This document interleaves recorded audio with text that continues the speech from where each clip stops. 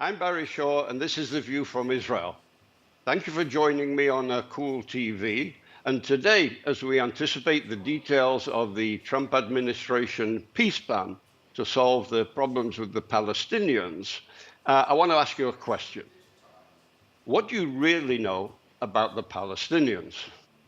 These are the Arabs that keep claiming they want a state and keep rejecting it whenever it's offered. And that's been offered a lot. Israel, on the other hand, was offered a truncated state about 70 years ago, and we said, yes, please. Look at them today, and look at us. They were offered a state back in 1948, and they said no. And they've been offered a state several times since and rejected it. It was recently admitted by Saeb Erekat. He is the chief negotiator of the Palestinian Authority, that in 2008, Israeli Prime Minister Ehud Olmert offered the Palestinians more than the 1967 territories. And Mahmoud Abbas even rejected that offer. Unbelievable, but true. So I repeat the question. What do you really know about the Palestinians? And do they really deserve the state of their own based on their relentless rejectionism, their violence based on their anti-Semitism, their abysmal fiscal record, the way they abuse their own people, and their clearly intended resolve to eliminate the Jewish state of Israel? As for making peace, why is the pressure always on Israel to make concessions to establish a Palestinian state? Why has no one demanded of the Palestinians that they undergo a reformation in their anti-Semitic attitude to Israel as a prerequisite for a state? And why is Israel the one that's always been portrayed as the one being in the wrong? So in this program, I want to lift the lid off the Palestinian Authority and have you see things as they really are, and not as you've been hoodwinked to believe they are. I'm going to reveal to you what you're not being told about the Palestinian Authority, our so-called peace partner. Not being told it, not by the international diplomatic community, not by the United Nations, not by the United Nations Human Rights Council, UNESCO, not by the European Union, and not by much of the mainstream media. All of them fail to address the fact that you need two to tango, and the Palestinian Authority don't know how to dance. I think you'll be surprised, possibly shocked by what we're about to tell you and show you. And to help me, I'm joined by someone whose profession, both past and present, has brought him into close, and some would say even intimate, contact with the Palestinian Authority and those under their control. Welcome to the show, Maurice Hirsch, the Director of Legal Strategies at Palestine Media Watch. Hi, Barry. Thanks for having me.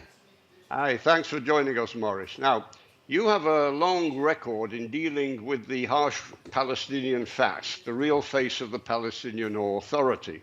So tell us a little bit about your professional background in the IDF and as a lawyer in dealing with the Palestinian Authority. So I spent 19 years in the IDF. Most of that time I spent in the legal department of the IDF. And within that, I spent 13 years dealing with the different aspects of Palestinian terrorism and also initially of peacemaking with the Palestinian Authority.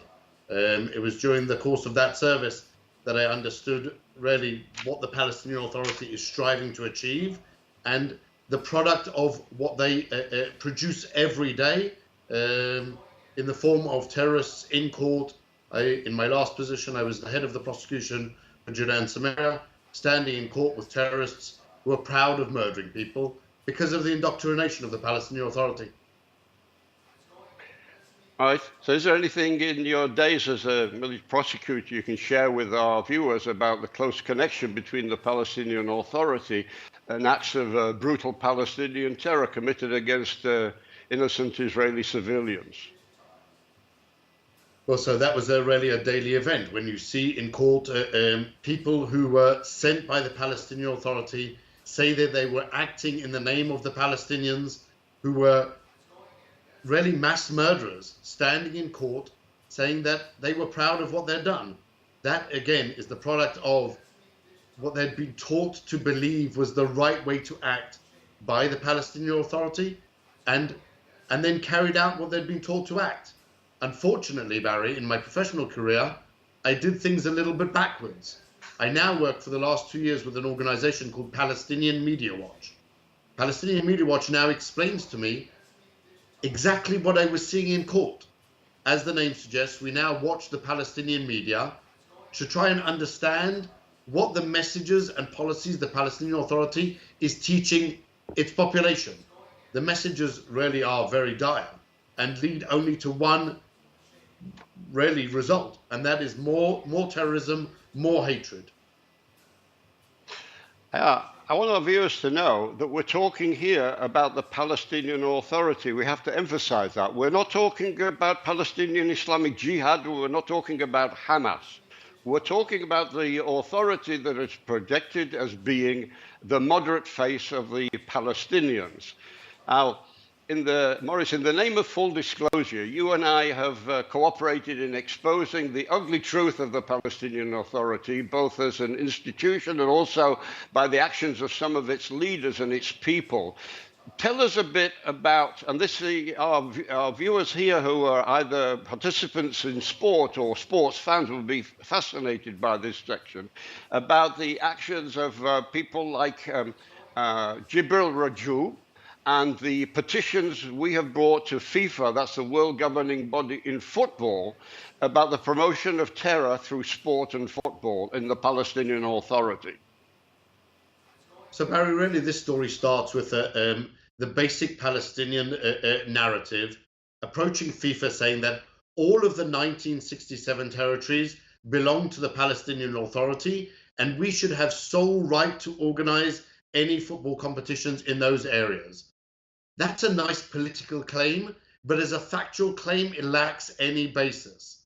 Nonetheless, FIFA did entertain for many years a Palestinian claim that Israel was breaching FIFA's laws by organizing football in 6 Israeli settlements in the area of Judea and Samaria.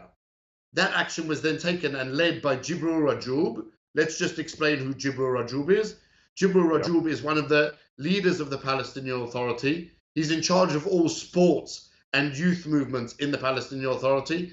He, for many years, was in charge of the security apparatus, in other words, torture apparatus of the Palestinian Authority, and has been a terrorist against Israel for 50 years. That's Jibril Rajoub.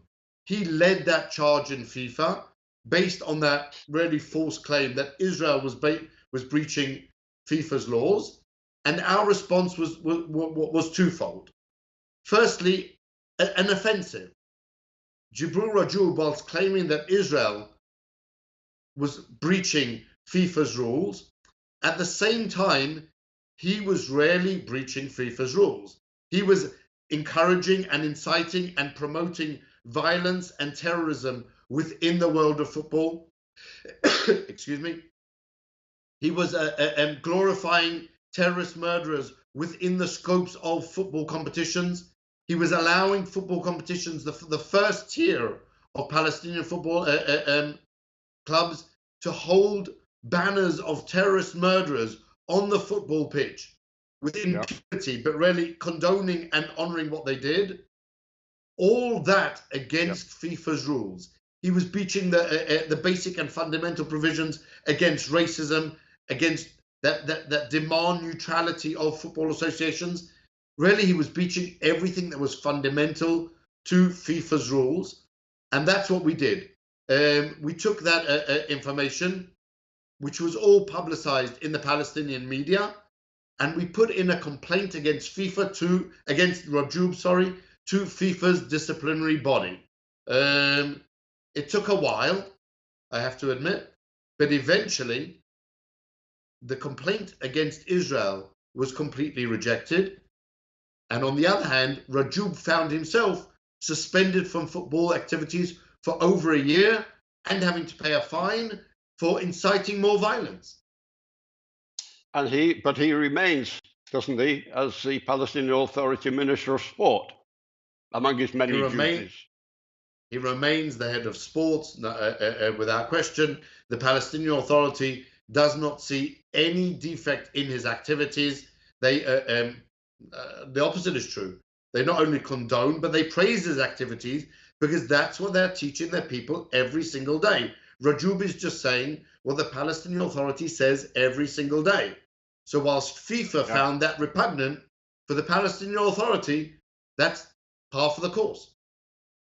And you were effective, based on your legal background, by actually addressing the complaint and the petition, the appeal to FIFA, based on their own rule of ethics code. That's right, Barry. We took both the ethics code and the disciplinary code, correct, and we found all of the breaches that Rajoub. We also brought into the petition to FIFA the One Family Israeli Terror Victims charity that takes care of victims of Palestinian terror. We took statements from many of the terror victims, those that had been attacked and those who had lost loved ones, to the murderers sent out by the Palestinian Authority. Some of those were involved in sport. What can you tell us about that? That's right, Barry. What we added on to our FIFA complaint was personal complaints of the victims of terrorism who that referred to specific terrorists who had been glorified by the Palestinian Authority in the context of sports. We took, for example, the Bennett family, who lost their husband, Aaron Bennett, and father. He was murdered by a Palestinian called Mohamed Khalabi, and he was really glorified almost immediately by Jibril Rajoub in the context of sports. Other murderers, the murderers of Yossi Kirma and Levana Melichi, who had been honored on the football pitch by a football team. We took victims like that with examples of that, and we showed FIFA that it's not only public organizations that are offended by the practices of the Palestinian Authority, but really there are real people whose lives have been tremendously affected by Palestinian terrorism, who are also affected by that glorification of the murderers of their loved ones in sports. That, I think, added a great deal of both emotion and weight to our complaint. Exactly. And people need to know, of course, there's a great amount of the Palestinian Authority budget goes to the encouragement of terror and the reward for terror. So, Maurice, tell us a bit about the Palestinian Authority pay for slay policy. How long has it been going on? How extensive is it? What figures are we talking about here? So let's give a little bit of a background. According to the Palestinian Authority's own admission, they have been paying terrorists since 1965, since before even the creation of the Palestinian Authority. The PLO, the Palestinian Liberation Organization, headed then by Yasser Arafat and headed today by Mahmoud Abbas, has been paying salaries to terrorists. What does that mean? It's really two categories of people. One are terrorists who sit in jail. These are arrested and convicted terrorists who receive a monthly salary paid by the Palestinian Authority now, who have assumed the role of the PLO, and they pay the monthly salaries based on the severity of the crime that they've committed and the time that they've spent in jail. In other words, if you're convicted of murder and you then are sentenced to a life sentence, as you serve that life sentence, as time goes by, your salary increases from an initial salary of 1,400 shekel, which is the average salary of a Palestinian in the Palestinian Authority, you earn that immediately as you go into jail. And that salary then grows over time to a maximum salary of 12,000 shekel, which is the equivalent to, in dollars, just over $3,400, about 2,500 pounds, and about the same in euros. That is the equivalent to a salary of a minister in the Palestinian Authority. All you have to do to receive that salary is be a terrorist murderer and spend an amount of time in jail. The second category of terrorists that receive payments are the families of suicide bombers and dead terrorists. They also receive a payment, an initial one-time payment of 6,000 shekel, and thereafter a monthly allowance that is paid to them for the rest of their lives. Just to give you an idea of the size of the Palestinian investment, as they call it, in this budget, last year, 2018, they allocated 7% of their entire budget in order to fund these programs, the Pay for Slave program. That means $350 million. That means about 250 million pounds and euro, whilst on one hand requesting aid from the international community, they had all of this money to pay just to incentivize and reward terrorists. Wow. Wow. Listen, I want our viewers to know that Mahmoud Abbas told Vladimir Putin that his murderers, he doesn't call them that, he calls them martyrs and prisoners, are, to quote his words, worthy of all aid.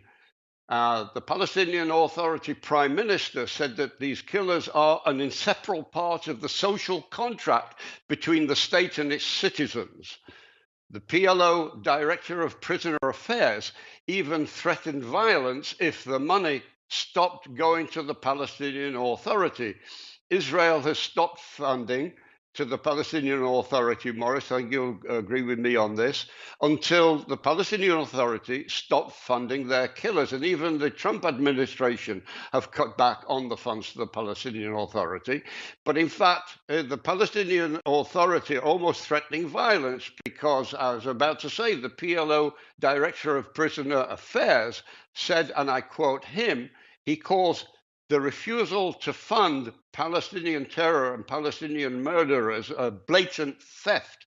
And if we stopped paying for it, saying it was tantamount to a bomb that will blow up in the face of the occupation. Yes, Barry, we have to make a few things clear here. Firstly, let's talk about the Americans. The Americans passed legislation in March last year, 2018. They passed the Taylor Force Act. Taylor Force was an American veteran, an officer, a West Point graduate who had served in Iraq and Afghanistan. He was in Israel on holiday, walking along the promenade by the sea in Jaffa, where he was murdered by a Palestinian terrorist. When his family realized that the terrorist was about to receive a payment from the Palestinian Authority, they decided to act.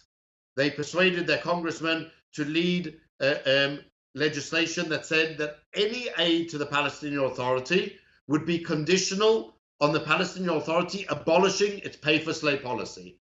The idea was very simple. Two sides to it. Firstly, paying terrorists, rewarding terrorists for murdering people is repugnant and shouldn't be allowed. Secondly, if the Palestinian Authority has so much money to reward terrorists and to pay these incentives for terrorism, then it obviously doesn't need international aid. The Palestinian Authority immediately rejected that legislation and said, we don't want your money. And if we do take your money, you won't tell us how to use it. Really, the word in Hebrew for that is chutzpah. We're going to take your money that's meant to go for building peace, and we're going to use it to incentivize terrorism and murder, including those who murder American citizens. That was the American legislation. The Israeli legislation was a little bit different.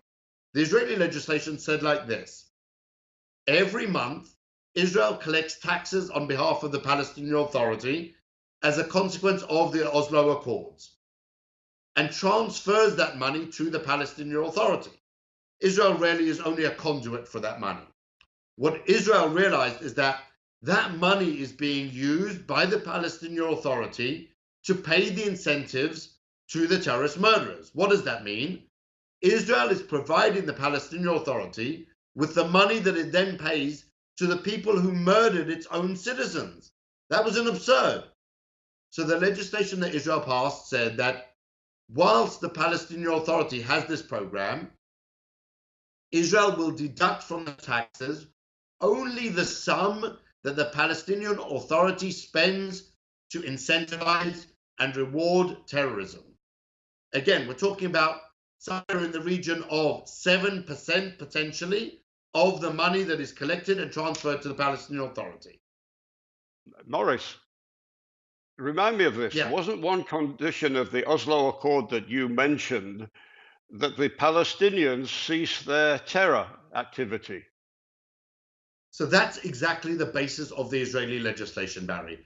That the Oslo Accords never anticipated a situation where money given to the Palestinian Authority by Israel would be used by the Palestinian Authority to reward and incentivize terrorism.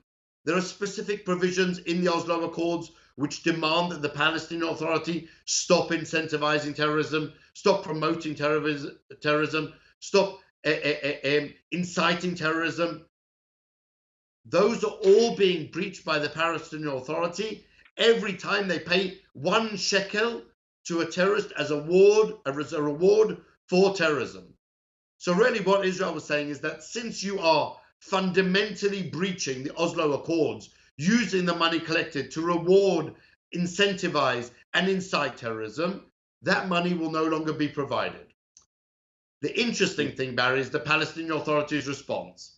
The Palestinian Authority's response has been to say, if you stop us paying the salaries to terrorists, we are going to reject all of the money, not only the 7% that Israel is taking off, but all of it. They are inflicting on themselves a financial crisis, which the World Bank just last week said will become critical in the next year. That is a self-imposed crisis. It has nothing to do with the Israeli actions, although just last week, in a first interview that the new Palestinian Prime Minister gave to the international press, he said that Israel has deducted all of the tax money. That is simply a lie. Israel deducted only half of the 7%. Really, only half of the 7%. Only 3.5% of the money. What they rejected was all the other 97%. Let's put it into figures. Every month last year, 2018, the Palestinian Authority received 670 million shekel. Israel is deducting 40 million shekel a month. They could still receive 630 million shekel a month, which was actually more than they were receiving in 2016. So they could continue on without any financial crisis, but they are choosing to inflict upon themselves a financial crisis. And it comes down to Mahmoud Abbas saying very clearly in his own voice over and over again, and you can see these videos on the site of Palestinian Media Watch, www.palwatch.org. Abbas says, if we have one last penny in the Palestinian Authority's coffers, we will spend it on the terrorists before we spend it on the needy Palestinians. That's his words, not ours. Wow. And you mentioned the World Bank, but if I remember rightly, the World Bank recently assessed the national debt of the Palestinian Authority to be in the region of about $1 billion with a B dollars. That's right, Barry. The World Bank has been writing about the Palestinian Authority for many years. You asked how long the pay-for-slave policy has been going on. A report already in 2006 from the World Bank pointed to the pay-to-slave policy, but the world ignored it. The world didn't understand how much the Palestinian Authority was spending on their program. All of the debt, I don't say this lightly, all of the debt that the Palestinian Authority has accrued and will accrue is the consequence of the pay-to-slave policy. If their debt is going to be $1 billion, It means 4 years of pay for slay in increasing amounts. Just the last 4 years, that's over $1 billion. That is their debt, rewarding terrorism. Which shows you the fiscal irresponsibility of a state to be, a nation to be, who is more determined to promote the agenda rather than take care of their people. I think Barry saying that that's fiscal irresponsibility is the biggest understatement ever. That is just a breach of the world consensus that you need to fight terrorism and not reward it. That's not just fiscal irresponsibility. That's a positive decision to squander money to reward terrorism just for murder. Right. And just to remind ourselves and our viewers, we're not talking here about Hamas or ISIS or Al-Qaeda. We're talking about the Palestinian Authority based in Ramallah, the people that all the European and other international diplomats are encouraging non-stop to create a state without first of all addressing the basic fault lines of the structure of the Palestinian authorities and the Palestinian political divide. But over here, I want to turn to some of the items that Palestine Media Watch have been exposing. But first, tell us, how does Palestine Media Watch operate? Where do you get the information from? Tell us about the sources and how reliable and information the information that you publish is factual and verifiable. So what Palestinian Media Watch does is we follow the Palestinian Authority's media. What does that mean? The Palestinian Authority funds in its budget a state television, call it a state television, a state newspaper, state radio. It's the official mouthpiece of the Palestinian Authority. In those media items, you will never see criticism of the Palestinian Authority. What you will always see is the voice of the Palestinian Authority, its leaders expressing their policies, their practices, what they believe in, what messages they want to provide to the Palestinian people. That's what we follow, which is why we believe that our materials are so authentic. We don't take any type of interpretation of their materials. We take what they're saying themselves. When Mahmoud Abbas sits in front of a camera on Palestinian television and says that terrorist murderers are stars in the sky of the Palestinian people and crowns on their heads, that's him talking, not us. That is 100% authenticity.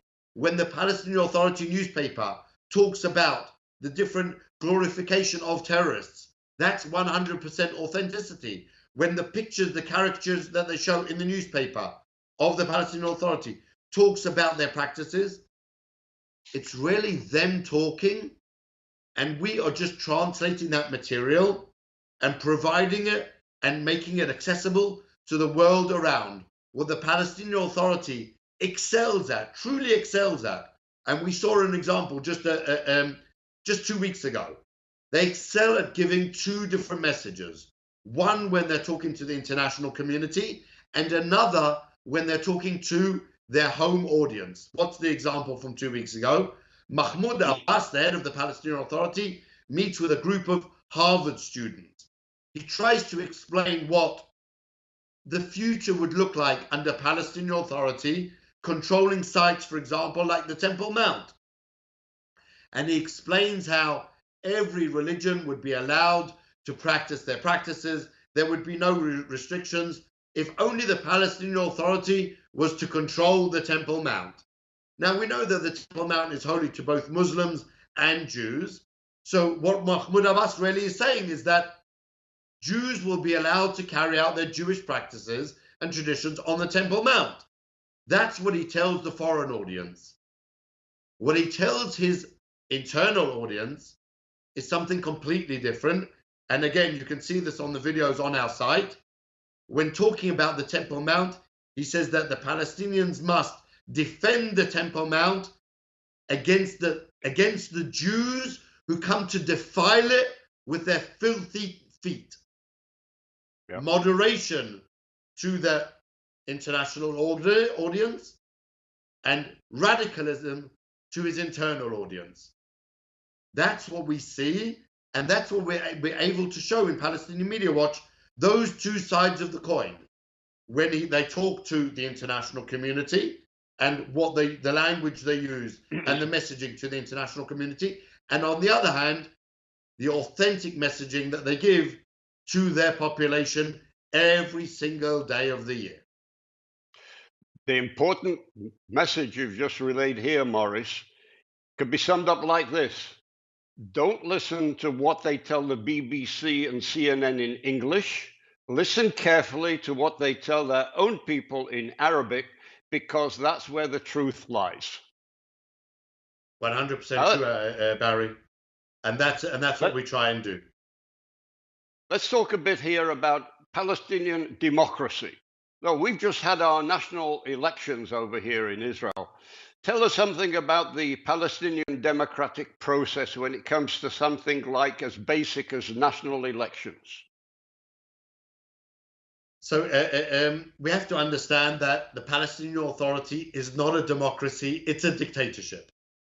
That is based on a few. It's also a divided dictatorship. Well, you're absolutely right, Barry, and I'll try to explain those points on the way. Why is it a dictatorship? It's a dictatorship because in the 25 years that the Palestinian Authority has existed, there has only been 2 general elections. The first one was held in 1996, immediately after the creation of the Palestinian Authority. The next one was held a decade later in 2006. And since then, no elections have been held. There are 2 different bodies in the Palestinian Authority. There's the presidency, and then there's meant to be the Palestinian parliament. Only 2 elections for the Palestinian presidency have been held. Again, one in 1996 and the second one in 2005 when Mahmoud Abbas was elected. At the time, he was elected to a 4-year term, which means he should have ended his presidency in 2009. He's now in his 15th year of that 4-year term. That is not a democracy. That is a dictatorship. The parliament. The parliament was elected once in 1996 and again in 2006. What most people choose to ignore is that in the elections in 2006, the Palestinian people democratically elected Hamas. There are 2 major parties active in the Palestinian Authority. One is the Fatah party of Mahmoud Abbas. The other is the Hamas. Mahmoud Abbas demanded from the Israelis and from the Americans and from the international community that Hamas be allowed to take part in the 2006 elections. And having done that, Hamas won. The Islamic fundamentalist terrorist organization won the democratic elections. What did Mahmoud Abbas do? He simply rejected the vote of the Palestinian people and deposed the popularly elected Hamas government. He then created his own technocrat government, which functioned until basically for the last 12 years. Having said that, Hamas in 2007 said, you know what?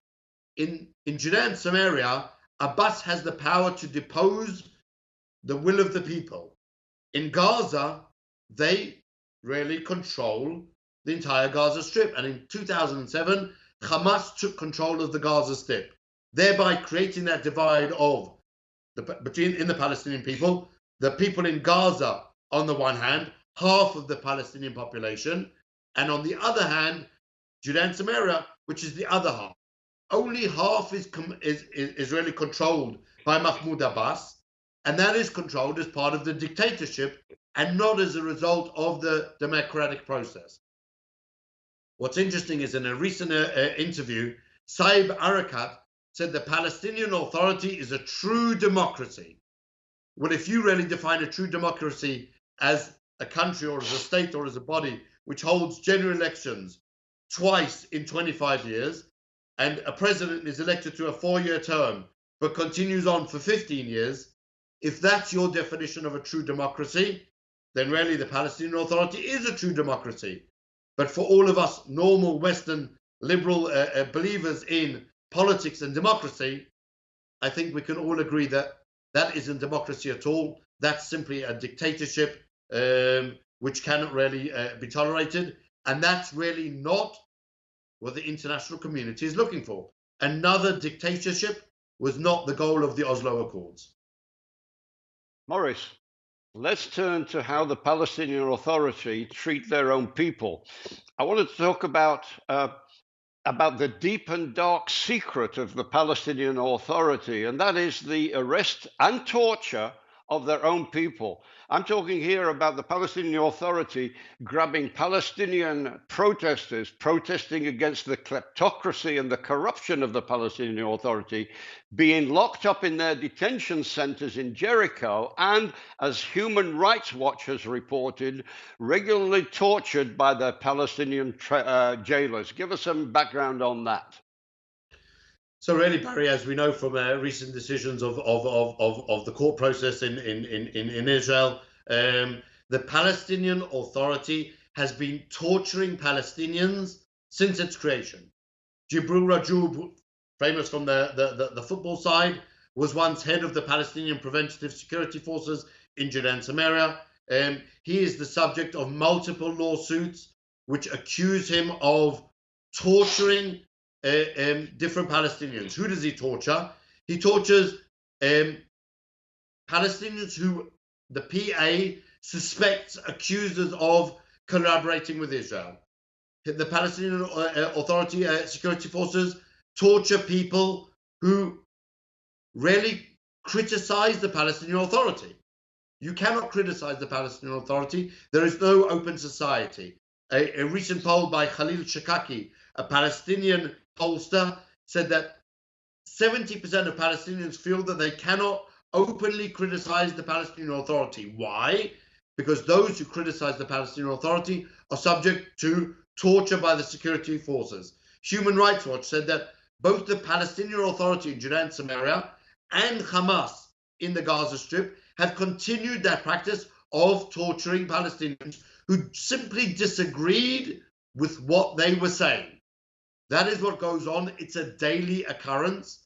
The Palestinian Authority makes really empty promises to investigate those practices, but that's the daily practice. They torture people who disagree with them. They torture minority people. When you're talking about people who commit simple offenses, like selling land to Jews, are subject to torture.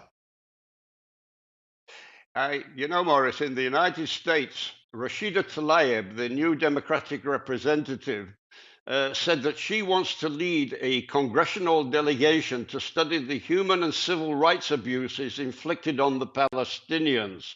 I'd say that's fine, but let her take these delegations from the United States to the Jericho detention centers to interview the Palestinian prisoners there that are being tortured. And another issue here, I would suggest them they visit Issam Akil, who is a Palestinian American who was condemned by a Palestinian court to life imprisonment with hard labor and you tell our viewers what his crime was. His crime, Barry, as I said before, his only crime was selling land to Jews. Understand that? That just selling land to Jews. It wasn't even in Judea and Samaria, rather it was in Jerusalem. Selling land to Jews, but a Palestinian selling land to Jews. The sentence is a life sentence in jail, in some cases even with hard labor. This is, ladies and gentlemen, watching this video, we are talking here about the Palestinian Authority, the authority in which the world, the European Union, the United Nations are insisting they should be designated as a state. Let's talk a bit here, Morris, about the political divide within the body of Palestinian politics. We're expecting to make peace with the Palestinian Authority, but they don't really address the rapacious tiger in the room, Hamas. I always make the point that if a Palestinian state is ever created, you'll go to bed with Mahmoud Abbas and wake up in the morning with Hamas. Give us some more background on that. So really, that's the truth of the matter, Barry. When you're talking about coming to some type of a peace agreement, you have Israel on the one side, a recognized country. Who is your peace partner? Who is on the other side of that agreement? Who is signing and committing in the name of the Palestinians? So really, you have a complete divide between Hamas and Fatah. Fatah purports to be, as part of the PLO, the Palestinian Liberation Organization, which is made up of different Palestinian groups, but the biggest group is Fatah, purport to be the single, sole, exclusive representative, that's their language, of the Palestinian people. But really, as I explained before, when the Palestinian people were given the chance to vote, the popular vote voted for Hamas. That is the clear understanding. Mahmoud Abbas does not represent the Palestinian people. He cannot commit in their name to relinquishing terrorism. He cannot commit in their name to ending the conflict. He cannot commit in their name to anything. And therefore, signing any type of peace agreement with Mahmoud Abbas would be very problematic. What did Mahmoud Abbas recently do? Just to put this in context, Barry. Mahmoud Abbas recently dissolved the Palestinian parliament. This is the parliament that was elected in 2006 and had been sitting around doing nothing really for the last 12 years. Suddenly, in December last year, Mahmoud Abbas decided to dissolve the parliament. So the question is, why? What took him 12 years to dissolve the parliament, and why now? The answer is very simple. The Palestinian constitution says that in the event that the chairman of the PA is incapable of carrying out his duties, he is to be replaced by the Speaker of the Parliament. The Speaker of the Parliament is appointed by the party that received the most amount of votes. As we explained, the party that received the most amount of votes was Hamas. So what Abbas understood is that in the event that he falls sick, and he's not a young man, he's 83 years old, in the event that he falls sick, he would be replaced by Hamas. There you have it, Barry. Hamas peacefully taking control of the Palestinian Authority based on the constitution of the Palestinian Authority. So what did Abbas do? He dissolved the parliament. If you dissolve the parliament, there's no speaker. That was his attempt really to support and prop up the Fatah control of the Palestinian Authority. But again, that is a leadership that represents less than half of the Palestinian people. So if you sign a peace agreement or come to a peace agreement, who are you signing it with? Exactly. You know, I agree with this computer. This has always been one of the points that I bang out about, that either by the ballot or the bullet, the Hamas will usurp power in any new Palestinian state. Listen, Morris, in the limited time we've got left, I must ask you a couple of final questions, and I think they're important ones. Palestine Media Watch has done a report in 2015 on the anti-Semitism in the Palestinian Authority. Give us an update on this and give us some background about the anti-Semitism that drives a lot of the hate, the rejection of Israel as a Jewish state, and the terrorism, particularly from its leader, Mahmoud Abbas. Anti-Semitism, you have to understand, Barry, is a fundamental of the Palestinian Authority. They have television programs catered to the different age groups. Children, little children, they show cartoons. The older generation, they have poetry that's read. And for the adults or for the youth and the adults, they have specific programs catered to them. What do they say? What do they teach? All teach the same message, that Jews are Satan. Jews need to be destroyed. Jews are the source of all evil. Let me give you a few examples. For the young children, they show cartoons of the Jews in cahoots with Satan, planning to overthrow and kill all of the Muslims in the world. Context: 6 million Jews planning to kill 1.6 billion Muslims. That's what they're teaching the children. When they talk about the youth, they're teaching them poems that are recited over and over again on the Palestinian television, that the Jews are the sons, the descendants of monkeys and pigs. That's what they teach them. For the older generation, they say that the Jews are defiling the Temple Mount with their filthy feet.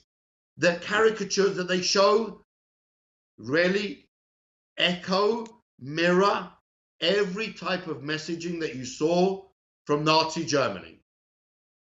Jews are parasites that need to be killed. Jews are responsible for every type of ill in the world.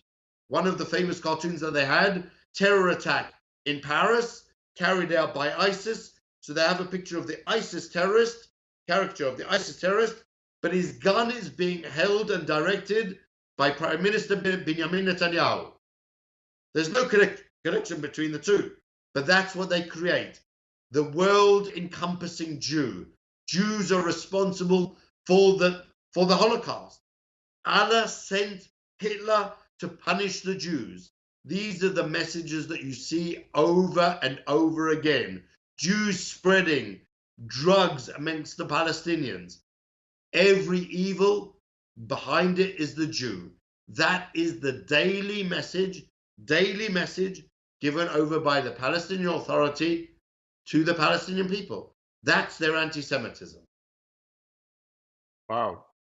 So, Morris, I think we've dealt with the Palestinian incitement and glorification of terror, their pay-to-slay policy, their fiscal irresponsibility, the reward of their killers, their lack of democratic values, their anti-Semitism, their decades-old rejection of any genuine peace deal that would have them recognize the right of the Jewish people to live in peace in Israel, the deep political chasm between the Palestinian Authority and Hamas.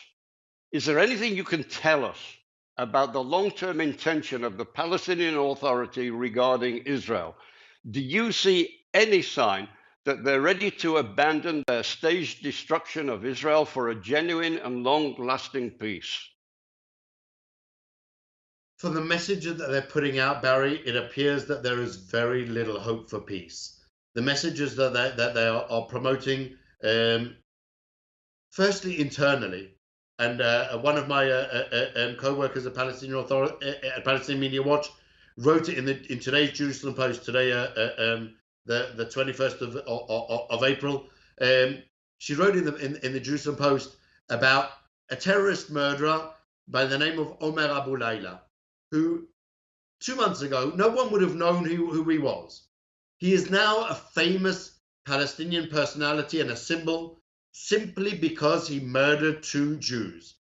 That's his claim to fame.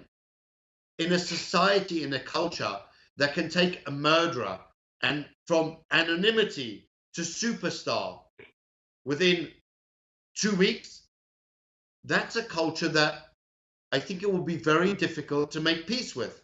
Let's put aside their demand that every Palestinian refugee in the world be allowed to come back and flood Israel and destroy Israel's democratic basis and its Jewish nature.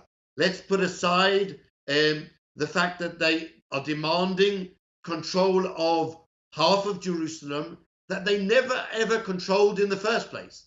There was no Palestinian Authority that was in charge of the Temple Mount or of the Church of the Holy Sepulchre. That didn't exist. Let's put aside the fact that they're demanding that Israel return to what they call the 1967 borders, which are really the 1949 armistice lines, which at the demand of the Arab countries in the armistice agreements, they stipulated that these lines would never be seen as borders. So they're really demanding the Palestinians, the 1967 borders, they're demanding that Israel retreat to a fictional line that never existed, that at their demand never be seen as borders. So we put those aside even. How can you make peace with a culture that glorifies terrorism every single day. Peace can only be made between the people. The Palestinian Authority has really poisoned three entire generations against peace. Whereas prior to the Oslo Accords, there was daily interaction of many Palestinians with many Israelis. Today, as a result of the Palestinian Authority's actions and practices, all they hear is that Jews are evil and Jews must be killed. That's a very difficult society to make peace with. Wow. Morris, well, thanks for joining us on the show. I think we can all benefit from your intimate and professional knowledge on what's driving the Palestinian ideology of hate. Now, how do people contact you? How can they get the details of the Palestine Media Watch research and updates of what's coming out of the Palestinian Authority? So the best way to follow us is to go to our website and subscribe. It's www.palwatch.org, O-R-G, P-A-L-W-A-T-C-H, palwatch.org. You can also email me either through the general email of pmw@palwatch.org or on my personal email, Maurice, M-A-U-R-I-C-E, @palwatch.org. You can also follow us on Facebook, Palwatch, or you can follow us on Twitter @Palwatch. Wow. Thank you, Morris. Thanks for everything you've shared with us. Look, viewers, listen, we've not been discussing here Hamas in this show. We've been talking about the Palestinian Authority, portrayed as the Palestinian government in waiting. And Morris has helped us, made us aware of what sort of Palestine the international community is desperate to create as we wait for the new Trump peace plan.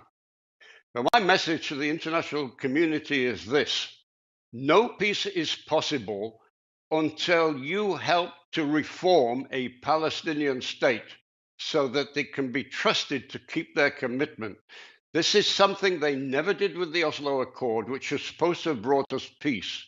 May I remind you that the Oslo Accord went way back to 1993. That was 26 years ago. And we're discussing daily terrorism today by the Palestinian Authority. And we're not even talking about Hamas, Palestinian Hamas. This is an important message to you, the viewers, and it's an important message that your leaders and your media and your political leaders should be aware of. So from me, Barry Shaw, and The View from Israel for Cooltv, I want to thank you for watching with one request. If you found this show informative, please make others aware of the facts we have presented by sharing this video. Thank you for sharing it and being with us. Goodbye from Barry Shaw and The View from Israel.